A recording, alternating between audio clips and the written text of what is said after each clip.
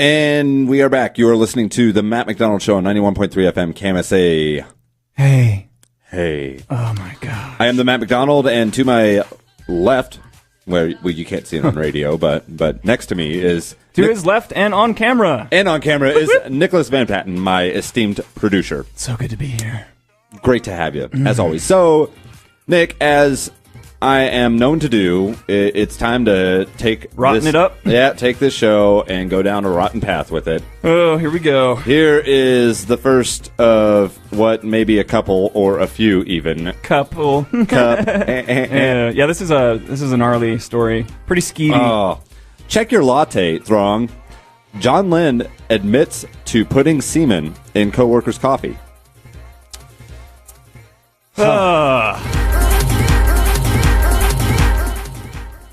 You heard that right. I did not stutter, nor did I mix my words. A Minnesota man has allegedly admitted to ejaculating into a female coworker's coffee and onto her desk a number of times. John Robert Lind, 34, of Blaine, was charged via summons on Thursday with 5th-degree criminal sexual conduct and 5th-degree attempted criminal sexual conduct. Investigators say Lind has admitted to entering the victim's office and depositing his semen into her coffee and onto her desk or other items. Oh, man. This is bad. Uh-huh. This is, I can say this as the Matt MacDonald, that this is really, really not good. So, according to documents filed in Ramsey County District Court, New Brighton Police, and New Brighton, this is, Minnesota, right? Okay. Were summoned to, and it's odd that this wasn't in Florida, because this sounds very Floridian. It sure does. But it's not. So, police were summoned to Beiswanger's hardware store on August, so this is a hardware store? This guy's kind of tooling around with his... Yeah, with his wood. Wow, that's horrible. Yeah. That was on camera. That's great. So the woman's not been identified, but she told police she suspected Lind of leaving bodily fluids in her office. How did she? Well, okay. This tastes a little funny. We're going to get into that, Nick. Okay. The woman told police she had caught Lind behaving strangely at her desk that afternoon. She walks in, it's all musky. It was. She said he was standing at it when she walked in and had his hands near his genitals. She told police he looked like a deer in the headlights when he noticed her and quickly left the room. Curious as to what had occurred, which who wouldn't be? Right.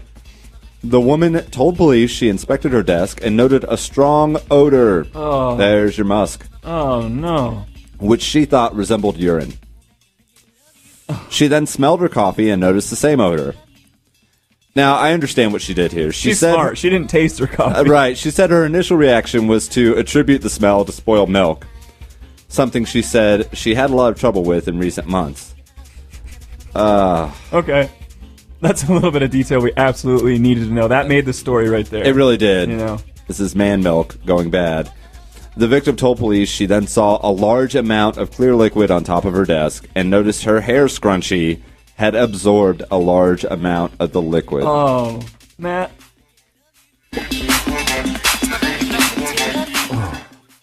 Whew. Really? Yeah. So Lynn's behavior, the victim alleged, had been an ongoing problem. She said he would often approach her with his zipper down, prompting her to threaten to report him. Authorities met with Lind on August 28th to ask him about the allegations. Lind said that he likes the victim and is attracted to her. Really? You think? So why wouldn't you just dump your load into her coffee and onto her scrunchy desk? Scrunchy combo. Makes perfect sense, Matt. It doesn't. No. So when asked why he did this, Lind said that he thought it was a way to get the victim to notice him. Which, in all fairness, it's a great actually way. Worked. It did. It worked, right? It did, yeah. I think everybody notices him now. He denied that it was a sexual compulsion that he could not control. And this is where I don't believe you, Mr. Lind. I think this was definitely something you could control. It's not like you can just walk by. I don't know. Maybe you can, Nick. Literally, you can control this, Matt. Yeah, I can. I can not just at will deposit things like this. It's not. It takes them. There's a manual for manual. I would not want to know even if you could. Yeah. Sorry. Yeah. So, Lind, why? Who knows? Lind, who is not currently in police custody, which just boggles me because, I mean, what's he doing? Is this not sexual assault, or at least? Well, apparently it's not. And again, it doesn't look like he's been indicted yet. So, I mean, this is an alleged issue, but... DNA testing? I mean, hello? But here's where the quotes get great. When told of Lynn's alleged admissions, the victim, according to court documents, replied, "I knew it. Oh. I have drank his semen. I just thought it was spoiled cream." It doesn't get a lot better than that for me, Nick. I mean, you can't write this stuff. Spoiled cream. Spoiled cream. It was spoiled. Ew. That's for damn sure. Okay, so the victim also told police that she did not believe that Lind had only ejaculated on or near her desk 4 times. She said her coffee had tasted odd on numerous occasions. She just drinks it anyway. Tastes a little odd. Maybe just some spoiled cream. It's a little nutty. Yeah, some earthy tones in there. Oh, it's horrible. Yeah. So, John Lind, wow, you are allegedly the nastiest thing that we have lined up here, I think. I don't think it gets any worse than this with the other stories that I have. Pretty gross. Pretty gross while we were just coursing through this. So, let's go ahead and from one form of sexual harassment, leaving seed all over the place, to another form of sexual harassment. Nick, and this is something that I thought maybe you could touch on a little bit too. Gamers take a stand against misogyny after death threats. This happened earlier. This happened a few weeks ago, and I've already written something kind of about this. Oh, really? Did you got it up there? I'm scrolling through all it's my the tabs. BBC News. It's BBC. Next to the last one. There you go. Next to the last one on the right. Okay, gotcha. Yep. Cool. Okay, so here we go. You know her? No, she looks really familiar, though. Okay, that is a picture of Anita Sarkeesian. And I wrote I touched on this a little bit in my column on the Crite last week, but Anita Sarkeesian, for those of you that don't know Throng, was threatened after releasing the latest in a series of videos about misogyny in gaming. Which is an ongoing... I mean, it's apparent. You're a gamer. Oh, absolutely. And it has I mean? been a big problem. Yeah.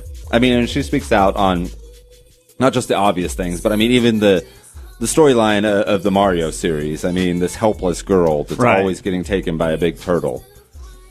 Yeah. Okay, so more than 2,000 people have signed an open letter calling for an end to discrimination in the gaming industry. You can never end discrimination. I'm sorry. You'll never end it. No. It's it's an ongoing thing. It's just not going to stop all of a sudden. I mean, we can change our attitudes about it. That's what we need to do. But it came in response to death threats made against the feminist reviewer Anita Sarkeesian after she released the latest in a series of videos on misogyny in gaming. So, I'm not going to get into the threats. I mean, we really... But it was enough that she didn't feel safe at her home. Wow, yeah. For something she said on the internet. I mean, it's not okay. No, it's not okay. No, everyone is entitled to their own opinion, and this isn't 1997. We're not using AOL anymore. No, this is not okay. You don't threaten people. Death threats are not.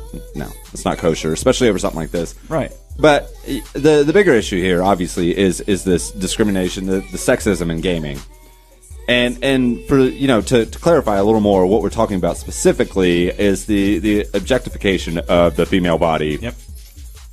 In several popular titles, Nick. I mean, there's a ton of them. Go on and on. Right. And well, on. I mean, the the new Mortal Kombat. Yep. I know a lot of gamers may remember what was it, Dead or Alive? What was the Extreme Beach Volleyball?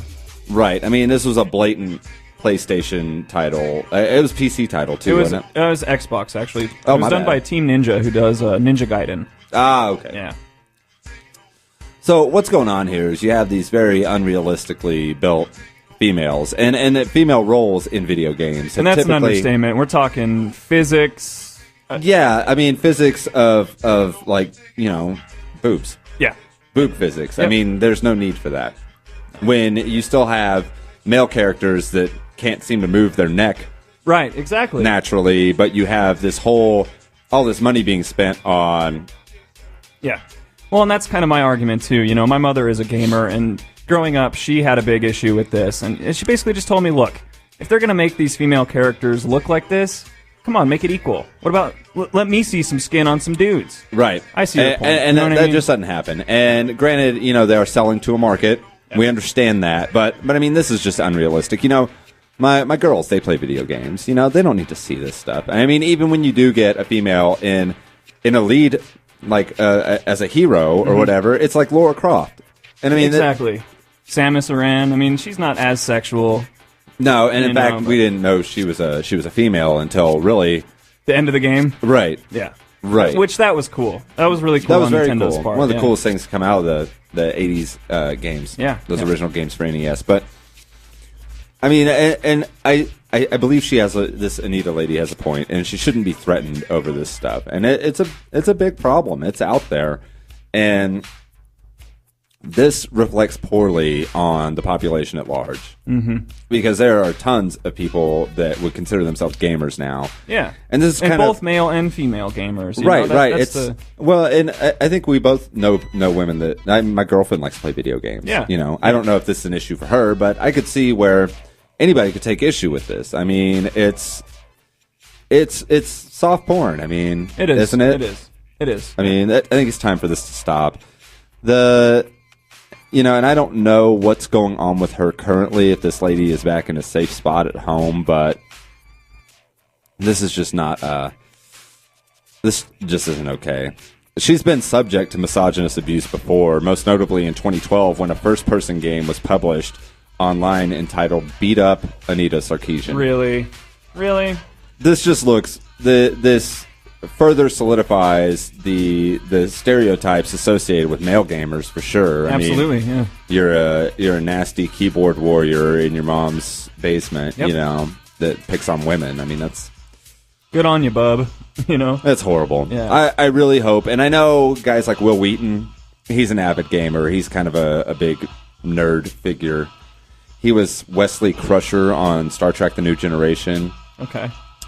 He's spoken out about this on Twitter, and I think it's just time to stop. I mean, if we've gotten over it in real life, I think we need to that doesn't need to be a fantasy. You know, that does not need to be part of gaming. It doesn't do anything to make it better. Right. It really How is this doesn't. enhancing it? You know what I mean? It's not. So, on to more people behaving badly, Nick. Uh-oh. And I love that this is another one from HuffPost, and I love that they question who the real criminal is here, because I love meatballs. Meatballs, yeah. Meatballs great, right? Would you stab someone over a meatball? You know, if it was the last one, I probably might. No, well, I don't know. I'd think about it. If it was the last one, I might. Maybe it was one of these little, like, sword picker things. Yeah, those are... Like, I'd stab his hand, you know. I wouldn't take on a full knife, but... So, here we have it. Man stabs coworker who ate his meatball. Okay. Right. Woo. And again, this is not coming to you from Florida. Shocker. Wow. A 31-year-old employee at a Fallston, Maryland business is accused of attacking a fellow employee who ate one of his meatballs, the Baltimore Sun reports. Cops say they were called to the scene at around 11:10 a.m. Thursday after they say the man stabbed his lunch-pilfering coworker in the arm. He stabs him in the arm. So wrong. The victim was taken to a hospital but has since been discharged. Harford County Sheriff's Office spokesperson Christie told the Baltimore Sun that charges are pending. So it's starting to seem as if comfort foods are horribly misnamed and actually do nothing but incite violence. Okay. Fair enough. Wow. Fair enough, HuffPost. Don't touch my mashed taters, man. Well, yeah, in January, an Iowa man was accused of pulling a knife on his brother during an argument about peanut butter and jelly sandwiches. Wow. Now, this is a lot closer to home for me because I love peanut butter and jelly sandwiches. I eat multiples of them every week. Now, would you physically harm somebody if, let's say I walked into your house and took your PB&J and ate it? Would you freak out? If it was you, yeah, I probably would. If it was me, yeah. Like, what the hell, Totally. Nick? Come on, Nick. Like, why would you do that? Right. Why? You know how I feel about those sandwiches. Are you planning on doing this? You know, I don't want to be insensitive here, but I don't know. We'll see.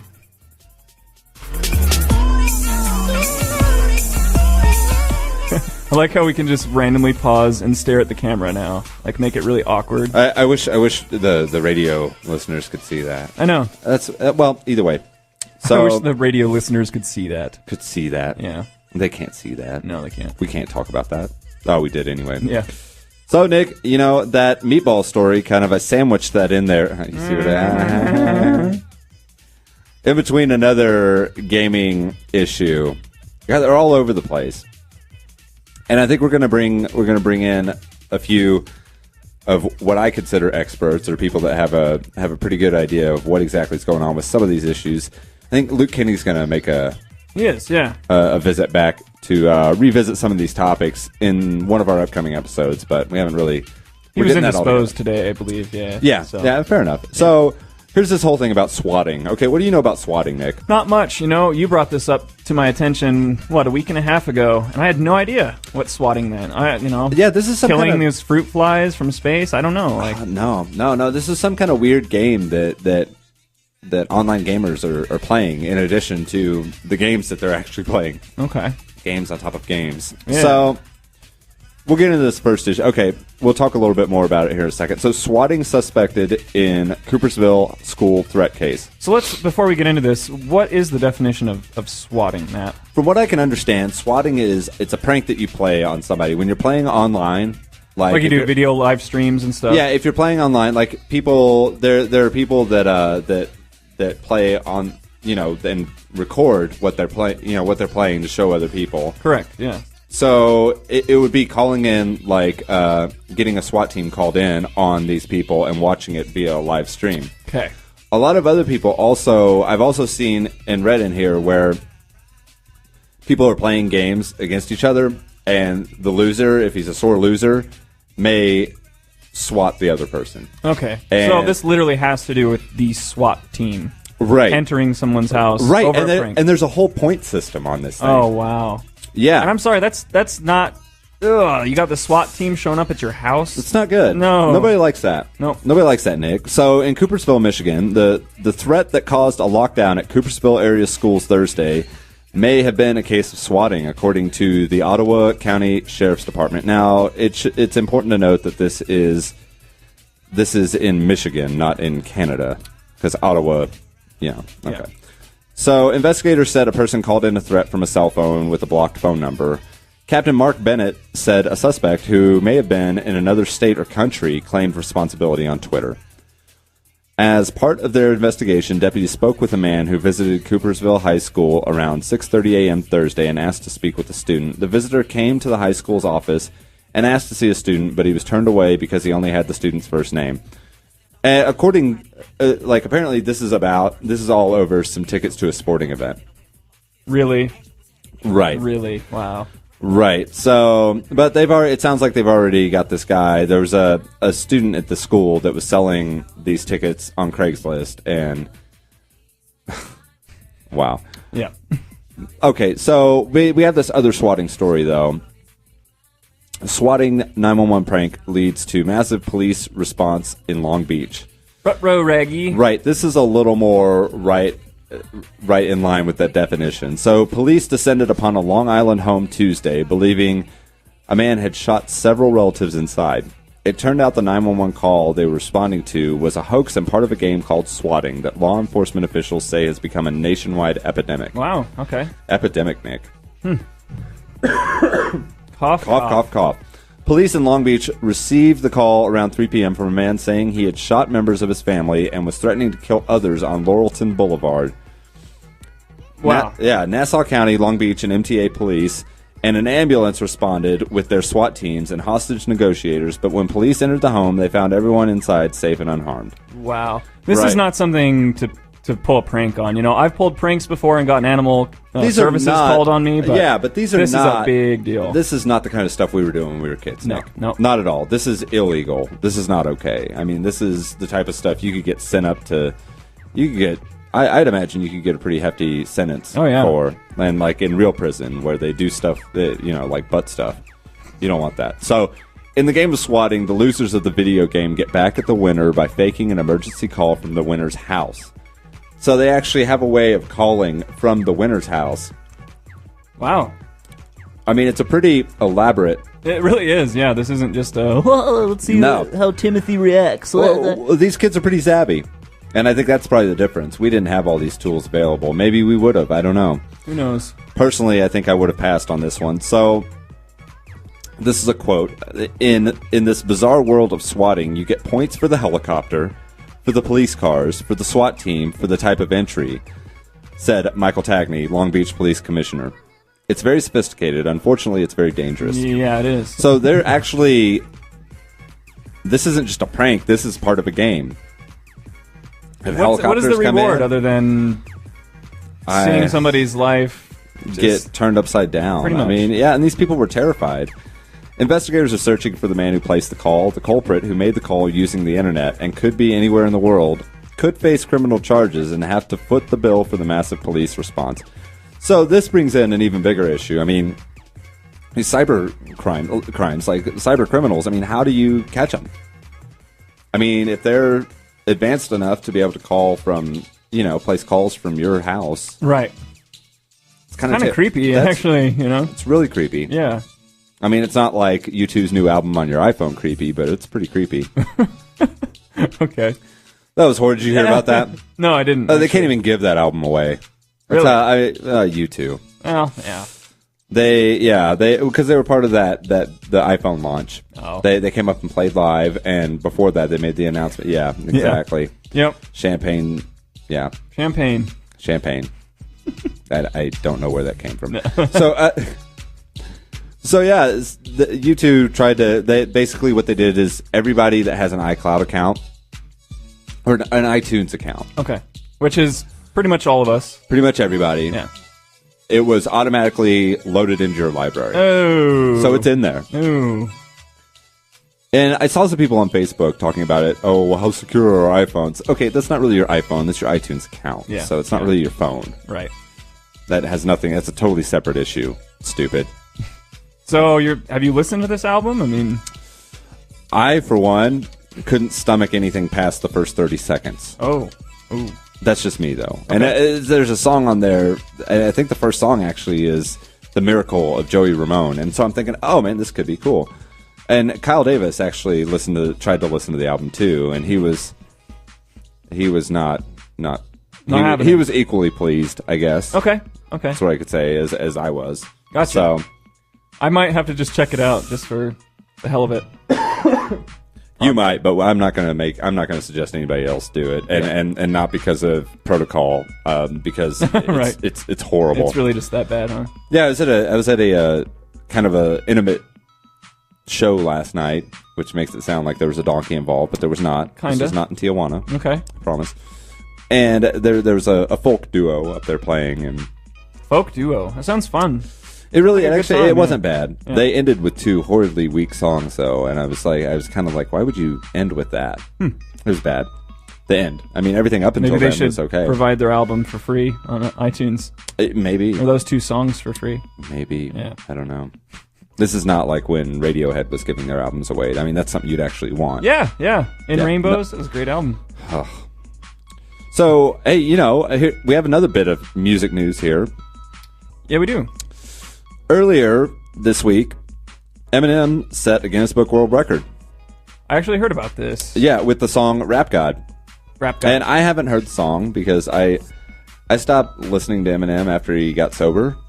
Okay. I didn't care for it anymore. Yeah. I don't know. And I'm sober, but I don't know. Didn't work for you, huh? Right. So this is based on the number of unique words used within the artist's first 30. Okay, they've got this whole other thing up here, but Detroit rapper Eminem set a Guinness World Record for fitting the most words into a hit song, which was last year's Rap God, with approximately 1,560 words, Nick. Impressive. In one song. That's impressive. That's incredible. I mean, you know what that looks like on paper? Yeah. It looks crazy. It looks like a lot of words. I mean, that's incredible. So Eminem will be included in the 60th anniversary edition of the Guinness World Records 2015 book, which is out Wednesday. Other notable artists who receive... Okay, we're not going to talk about them because there's Metallica in there, and I don't... Sorry, I'm not a Metallica fan. Neither am I. So, hey, good on you, Eminem, for keeping hip-hop smart. I will say that. I feel like... I feel like as a lyricist, he's attempted to bridge some gaps between what was once considered ebonics and is now. I feel like hip hop's gotten a little smarter. Sure, yeah, And I don't mean to sit here and bash Eminem by any means. Well, you have to look at the people that you listen to now that may have been influenced by him too. That's true. That is so very that's kind true. of what I'm getting at. Okay. Yeah, because I think when I say making hip hop smarter, I mean look at what's available now. Clipping. Yeah, Clipping, bitch. I like clipping. Yeah, that's great. It's good stuff. It is wonderful stuff. So there's your music news. Hey, that's one thing we do have coming up here in a few minutes. We're going to run a new feature of the Matt McDonald Show, an exclusive feature of the Matt McDonald Show, which is 91.3 seconds of news. Yes. That will be coming up here in just a few minutes, actually. Coming up. So listen for. Well, we'll let you know, Throng. It's like vacuuming. Pasar la aspiradora. Okay. Hey, here's something you may have found in. Do we want to do the zombie game real quick?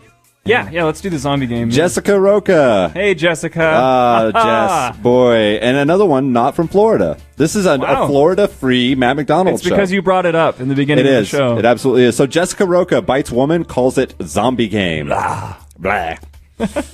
I love it. It's in Coos Bay. I feel like that's a word I'm not supposed to use in Oregon. Authorities in Oregon say a woman has been arrested after breaking into a house, pushing a woman down the stairs, pulling her hair, biting her on the face, and telling her victim she was playing the zombie game. Drugs. Hey, stuff. Lots of drugs. Yeah. And, at least she told her what they're playing. Hey. So she wanted. Don't worry. It's the zombie game. Yeah. So she could get up and participate that way, though. But as she said nothing, we have another bath salt story. Nobody wants that. Shoot her in the head, that's okay. It was a zombie game. So that county, I'm not saying that again because it's kind of a. Yeah. No, have you ever heard that used in terms of? I have. Okay. That's not cool, That's Matt. not okay. We don't endorse that. Sergeant Pat Downing says Jessica Roca broke into the home in the coastal city of Lakeside early Monday. He says she was drunk and likely high. Oh, you think? Yeah. Likely. I think we're beyond likely when she's biting faces. Downing says there's no definite explanation for the zombie reference. He says Roca had property with a sticker that referenced a video game featuring zombies. Oh, wow. I'm sorry, what video game does not have zombies in it? I think they all do. Yeah. Now. Even like the Barbie Explorer games have like some sort of There's undead. a zombie survival mode. Yeah, right. It's true. Zombie Ken, his capris are all frayed. Frayed, yes. Oh, boy. So he says Roca... Okay. Deputies also speculate she may have been influenced by a scarecrow contest in the area. Wait, what? What is a scarecrow contest like? I have no idea. Nick, what does that even mean? I have been plussed by this damn article. I am so lost right now. A scarecrow contest in the area. I don't even understand how that relates to anything. She must have been doing some drugs they don't want to talk about in the news. Yeah. So, yeah, she is held on a large bail and faces arraignment Monday on multiple charges, including assault. Assault. Like bath salt? Yeah. So, yeah, that's a thing. Oh, boy. Okay. Hey, you know what? We should probably break before we do that one. Yeah. Because it's going to mess everything up. Yeah, I do agree with that. Going to mess everything up going into that. Everything's been going so great up until now. Okay, so what we have coming up is a new feature for KMSA, but primarily the Matt McDonald Show, where we will blast you with 91.3 seconds of this week's entertainment news. Is it always going to be? It's going to change. Yeah, right. So we have a new female practicum student with a voice. Yes, with a voice. RDB. Oh, it's like ODB. Kinda. Yeah. Yeah. Real dirty bastard. Yeah, RDB. Let's take our break a minute early. Let's go ahead and take our break. And, yeah, so we're going to go right into the 91.3 seconds news with RDB.